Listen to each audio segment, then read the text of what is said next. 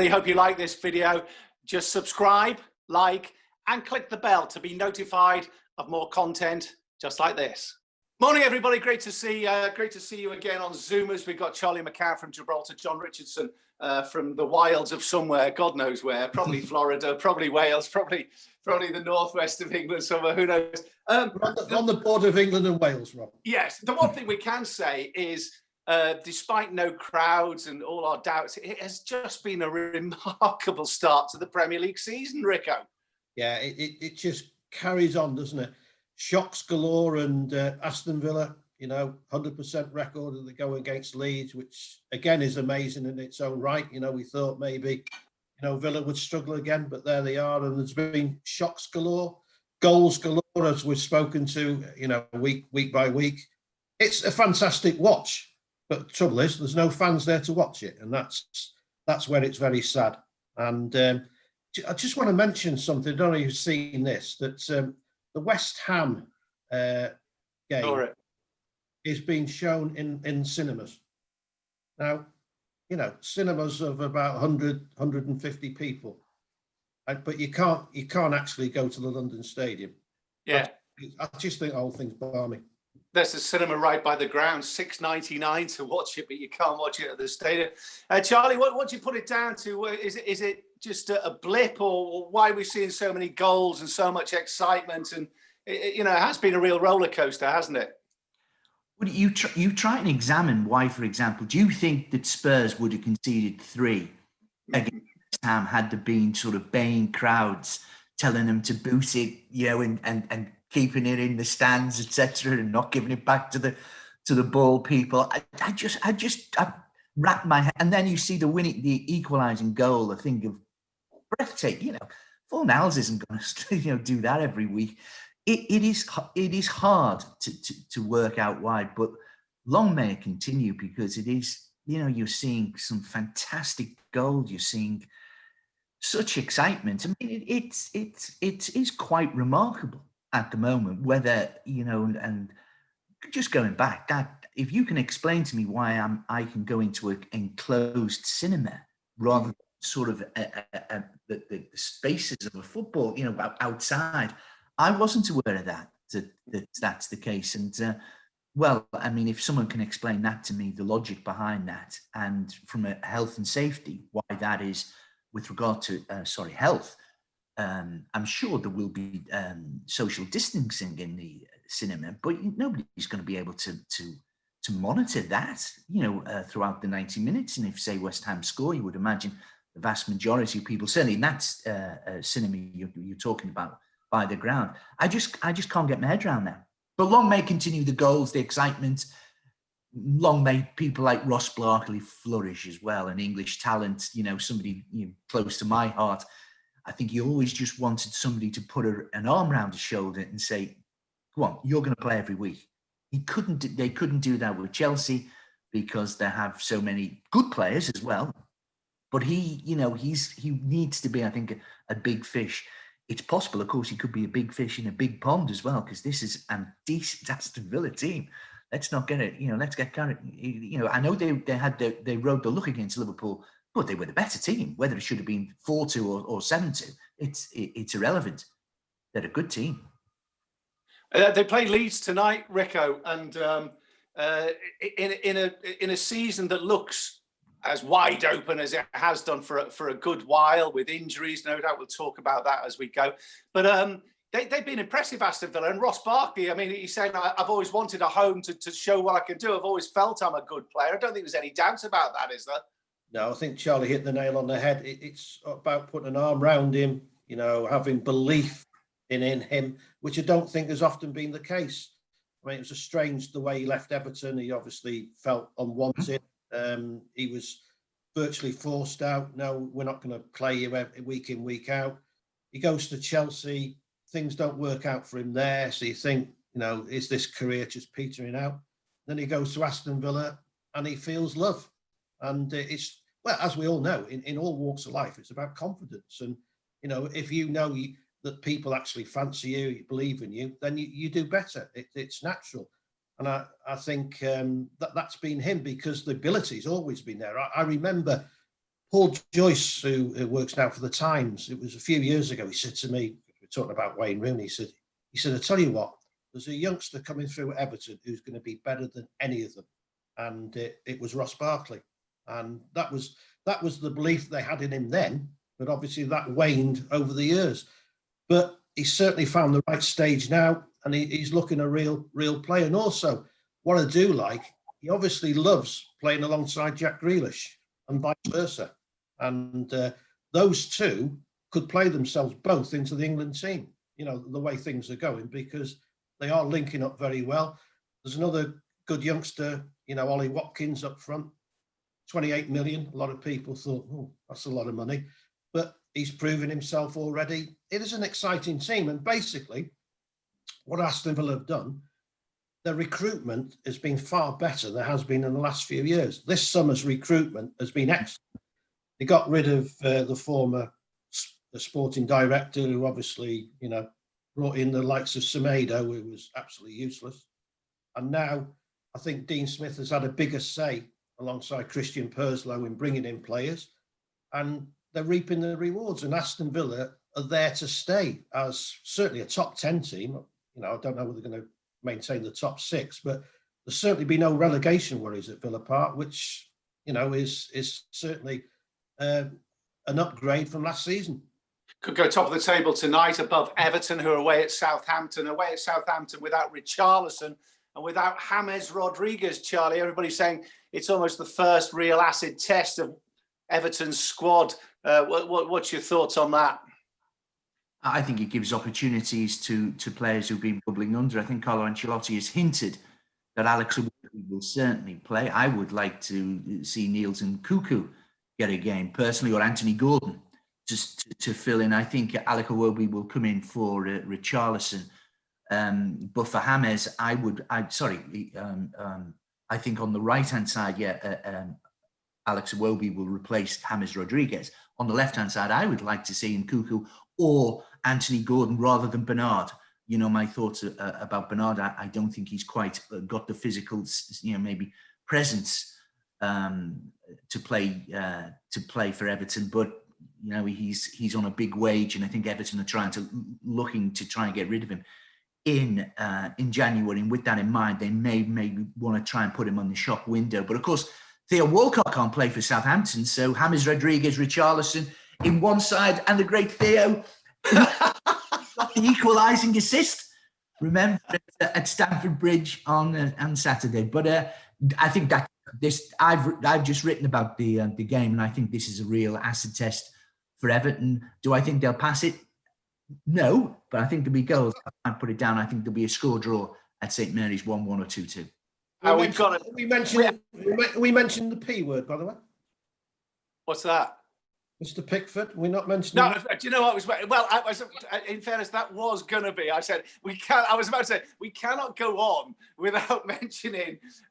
So, Rico, what a shambles, by the way, with the V. I mean, they've been their coup was stepped down, and then they're going to analyse his performance mid-season. What was your thoughts on it?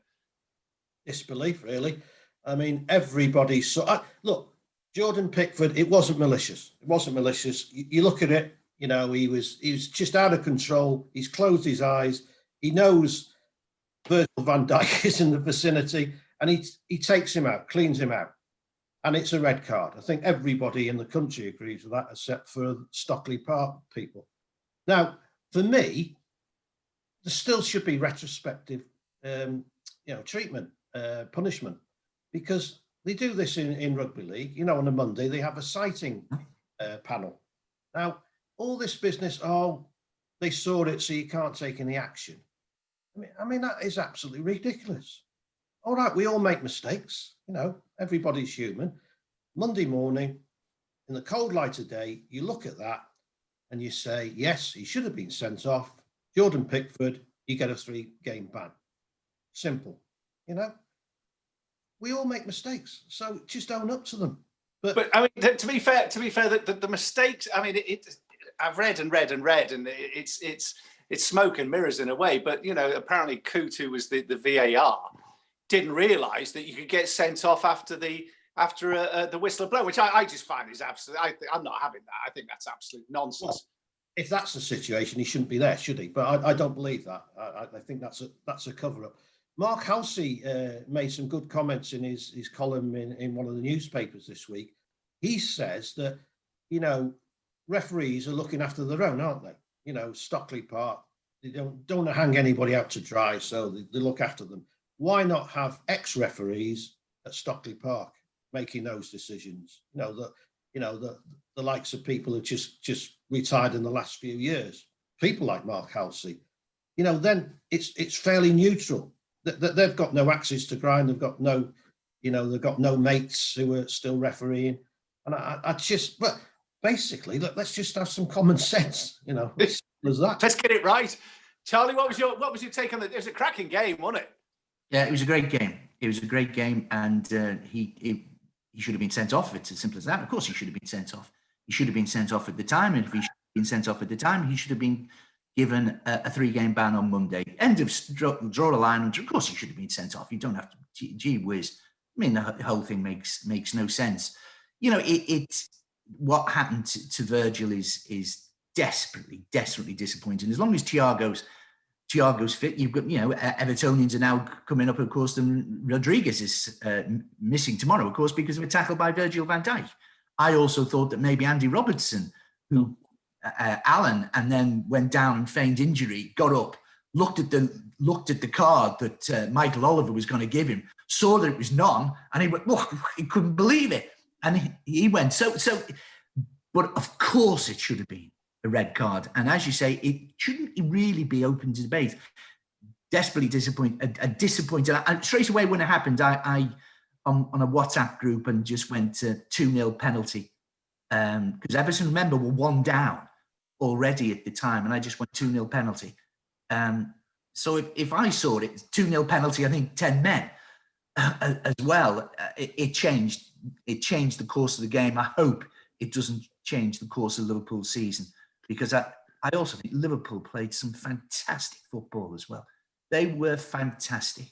And Thiago, as long as he's not injured as well, that really would be disappointing. His second half display was something Iniesta-ish, Xavi-esque. It was fabulous. And having backed Liverpool to win the title, despite the fact that they dropped 2 points, I also thought it was the irony when he probably should have saved Jordan Henderson's shot in the last minute. And you just thought to yourself, as an Evertonian, I thought, do you know what? That's fair. 3-2, great game, best team won. Let's get on with it. I've got to say, Charlie, what I love, football develops and changes, but it's almost a throwback because I've not seen anybody as good as Dominic Calvert-Lewin in the air. I mean, he's unplayable. I mean, you've got Duncan Ferguson on the bench. Obviously, that's but Duncan's about 6 foot, whatever he is. But Calvert-Lewin's leap, and I mean that it's almost like such an asset to Everton because the defenders just can't deal with it.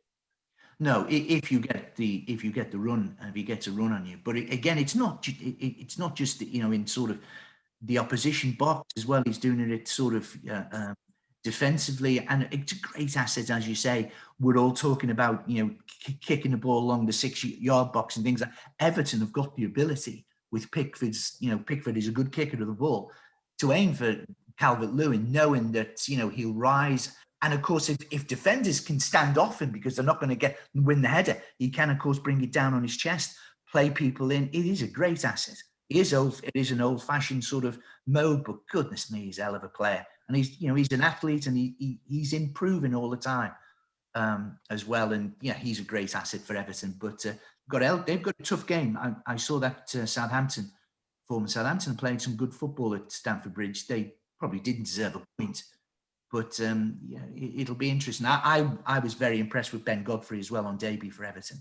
It'll be interesting, of course, if Ancelotti plays a 3-man, 3 men at the back, incorporating Godfrey, or if because Seamus Coleman's also injured as well. So, or whether John Joe Kenny comes back in at right back. It's an interesting team selection for Sunday. Rob, just on that point, I was talking to Graham Sharp, who you know very well, Sharpie, about Calvert-Lewin. And, we were talking about Ross Barkley earlier. Very similar. His career wasn't really going anywhere. You know, he'd been there, 4 seasons. Suddenly, Big Dunk takes over, doesn't he? Caretaker manager. He has belief in him. And as Sharpie says, suddenly his stature grew. You know, he felt loved, and Carlo Ancelotti has continued that. Again, it's having belief in players. You know, Charlie went on about the leap, and the last player that can leap like that for me was Gary Speed. Speedo had that fantastic leap. Back post, wasn't it, on the left, coming in from that left-hand side for Leeds kind of thing. If you see montage of some of his goals, you know, I didn't realise until lately what the leap was. You know, it's fantastic. And it's like he's got a little springboard there, isn't he? Yeah, incredible. Incredible. Rico, you're talking about, we mentioned Chelsea sort of in passing. When you're talking about being loved, I want to wish Frank Lampard had smiled when he just go from a PR point of view. Frank, do yourself a favour and smile in interviews. But when you've got so many players, Ziyech and Pulisic and Giroud and Abraham, Timo Werner and Kai Havertz, and I'm going, how do you love all of them? I mean, that has got to, and I don't know how he does it. It's almost there's too many. Yeah, it's an embarrassment of riches, isn't it? And I mean, we mentioned the other week, Charlie mentioned it about Tottenham being overloaded with midfield players. I think it's the similar with Chelsea with strikers. You know, I love Ziyech. I think he's going to be a top player. He has to play though, doesn't he? For Ziyech to come into a Premier League, he has to play. So I think Callum Hudson-Odoi is far better than our mate Jadon Sancho. Yeah. Where's he going to get? You're better than Jadon Sancho. You know, yeah. I mean, Timo Werner's the real deal, isn't he? Absolutely superb. I mean, so quick as well. But sometimes you can have too many players. You know, you see that with international squads. You know, you've got to have a sort of a base, 14 or 15 players. You don't need many more than that to be successful. You know, injuries accepted. So talking about Frank Lampard, I know Frank very well, and he's a fantastic bloke. But he seems like he's got the worries on the world on his shoulders, and I don't know why. Because you know it's a free hit. Because if Abramovich sacks you, it's just part of the course, isn't it? You just get a job elsewhere. So I think it's the feeling that he's a Chelsea legend, that he's got to sort of live up to that. And he does seem under pressure, and I think that comes out in interviews. And but the real Frank Lampard is a top. I don't know if you saw it last night, Charlie. It's something that our show has been talking about from when we started. When Bernd Leno gets the ball, passes it to David Luiz, who passes it back, and Bernd just passes it virtually straight to the centre forward. I don't know what he was trying to do. But I mean, if ever there is, guys, just launch it. That's got to be it, hasn't it? Well, yeah, but they're not going to launch it. They haven't, you know, they seem to be coached now from sort of, you know, any age, and they don't want, you know, as you say, it makes sort of little. Again, not every team, of course, has got a Dominic Calvert-Lewin playing, you know, and Arsenal, not got an Edison though. That's the thing about it. I mean, he passed Bernd Leno's pass. I don't know if you saw it. Bernd Leno's pass was one of the worst passes in the history of football. He just totally passed it. I can't remember who the midfielder was. He had about 8 men on him, and he passed it virtually out just 2 yards out of his 6-yard box. I mean, the guy's just got it, pass it, and you genuinely go, okay, maybe David Luiz could do this. Maybe you know, a couple of the other defenders, but the goalie's a goalie. He's not Edison. No. I've got to be. I didn't see. Oh, Charlie, have a look at it. Honestly, it's the quintessential of why you shouldn't do it. Honestly. No. What did you think of Arsenal last weekend at Manchester City? I don't know when I came out thinking it's same old 7th league defeat in a row to Manchester City, or whether I thought, and that game against Leicester is a big one on Saturday night. Both teams have identical records, have played 5, won 3, lost 2. I think Arsenal will win, personally. Again, a big game. If you think that Arsenal are going to compete, you know, they've played the big boys, and they've come up short so far this season again in Liverpool and Manchester City. But the big boys don't get any bigger than that. And there would be, as long as I think Arsenal finish in those Champions League spaces, I think we all agree that two of them are done and dusted. Manchester City and Liverpool will finish in the top four. It's the other two I think is fascinating when you've got Spurs throwing away 3-goal leads, when you've got Arsenal, Chelsea giving away 2-0 and 3-1 to Southampton. That was scandalous as well, defending. We talk about the wonderful options in midfield, and too many of them. The fact that Barkley had to go. Where are the central defenders though? I know Thiago Silva was rested, injured, or whatever, but those two weren't good. Kurt Zouma's not good enough to play for Chelsea. He's not. It's as simple as that. Why do you need all these attacking players if you haven't got your central defence sorted out? I wouldn't mind playing Reece James right back and giving Azpilicueta a go in the central defence. See, he's not 6'3" or something. Big deal. There's not many Calvert Lewins, as we agreed. I'd like to see Azpilicueta get a sustained run in centre defence. I think he's a defender first and foremost. But 3-3 against Southampton, not good enough. Rico, you saw Manchester City against Arsenal. What was your take on Arsenal? I thought Arsenal deserved a point. Ederson made 2 fantastic saves. I thought there was more about them. I thought they were dangerous on the break. I thought City struggled. No Kevin De Bruyne. Everybody goes on about Virgil van Dijk at Liverpool, but take Kevin De Bruyne out that City side, they're not the same. They lack that invention, that guile. But also, for me, City have missed a trick. They still haven't got a top-class striker to come in. Aguero, okay, he's still the real deal. Although, what is he now? 32, coming into the last year of his contract. Is he though? Sorry, is he the real deal? Sorry, Charlie. Is he still the real deal? Oh, I think so. Yeah. He might not be what he was a few years ago, but I think he'll still get goals if you keep him in the side. Jesus, for me, isn't the real deal. I think they lack a top striker. No, I don't think Aguero is the Aguero of 3 or 4 years ago, but I still think he'll score goals for you.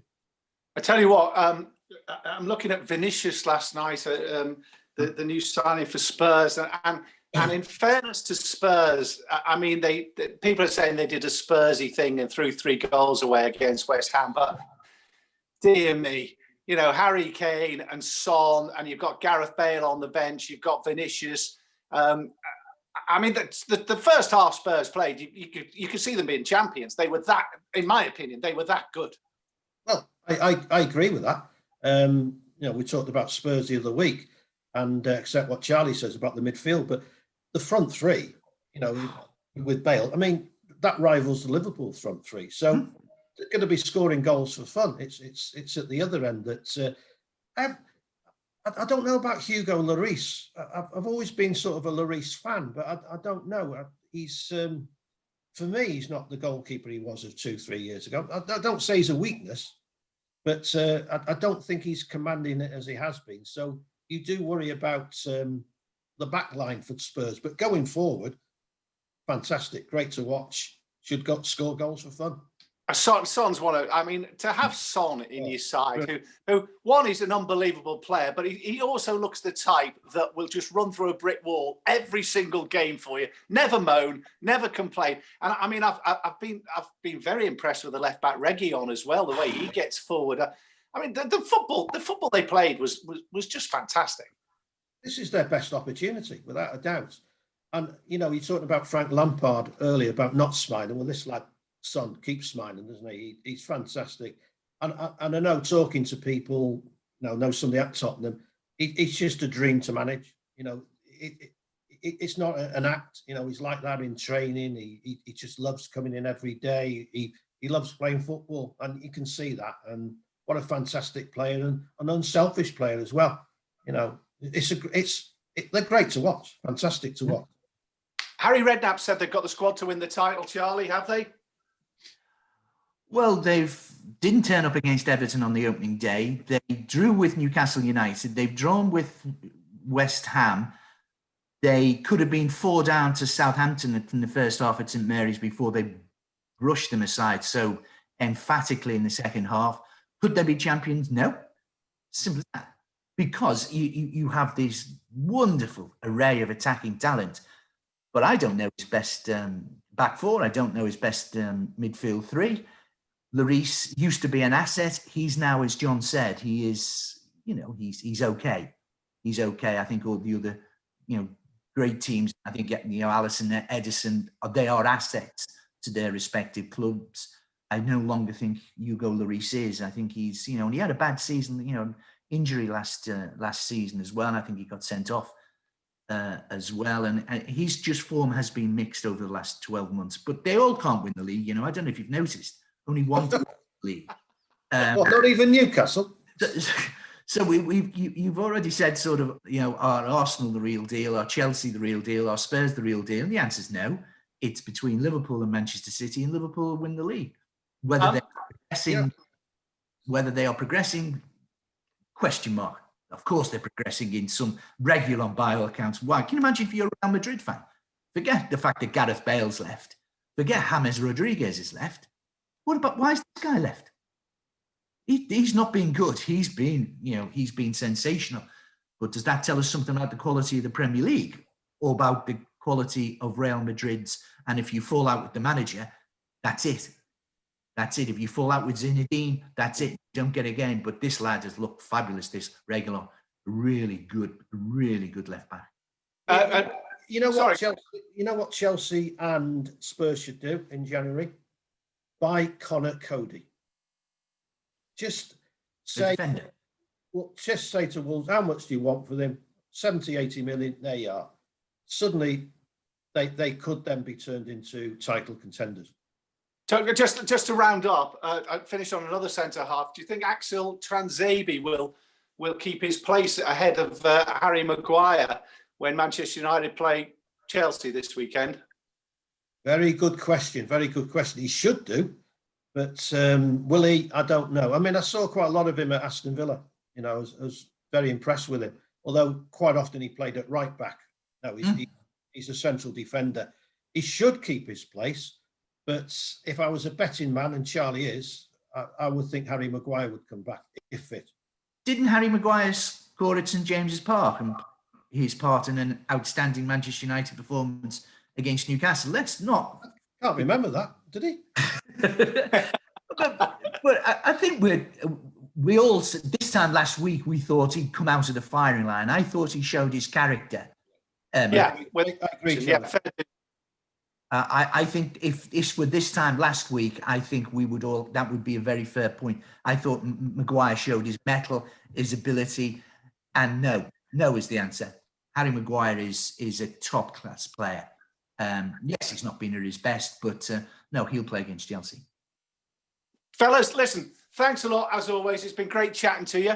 Rico, thanks a lot. It wasn't until Charlie brought that up right at the end. Fellas, have a great weekend, and we'll do it all again next week. Look forward to it. See you guys. Bye. Enjoy the evening.